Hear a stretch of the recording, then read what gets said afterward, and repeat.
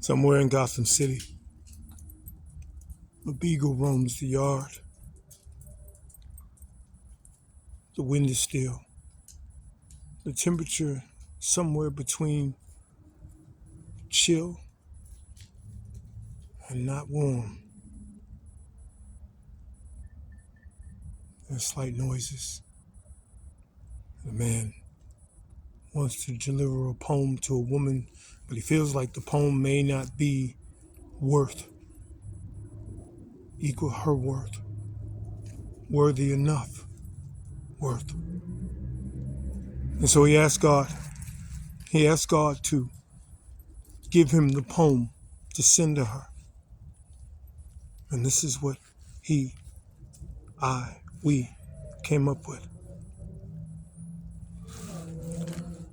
As if God were inspired to write a poem after meeting you, having a conversation with you, listening to you, looking at you, inhaling the scent of you, he went home, wherever home might be, and closed the door and locked the windows and sat. And didn't use a typewriter or a computer. He used a pen and paper, and he began scrolling, scripting, as if he was inspired by you, God. Every stanza, every line, every word, every syllable, every letter of that poem will be as though God wrote it. If God found himself fond of you, interacting with you, smiling from the revealing of you, from the existence of you, overwhelmed. If God were overwhelmed by the coexistence with you, he would stammer at first writing this poem. He would take sheets and sheets of paper, throwing poems away. God would take sheets and sheets of paper, throwing poems away, wanting to get it exactly, perfectly, consummately, immaculately correct.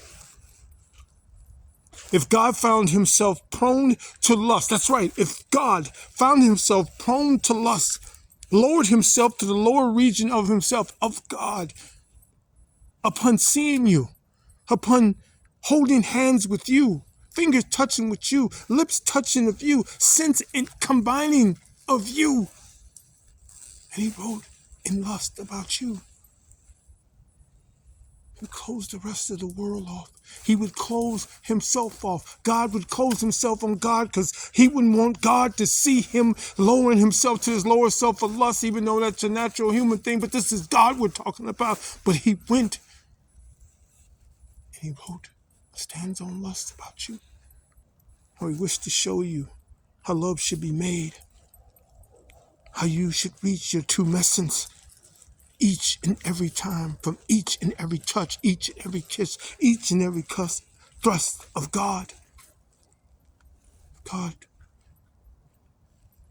decided that you were her, that he would want to spend forever with, that he would want to see every second of every minute of every hour of every day of every week of every month of every year of every decade, on every century and every other numerical time increment. If he wanted to see you throughout that time, he wrote this poem to convey that to you, that you are the one, that you are her. Out of all the billions of women that cross this planet, it's you. She's you. You're her.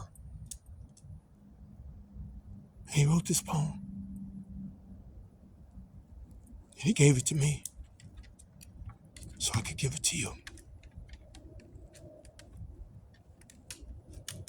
If God wrote a poem, my poem.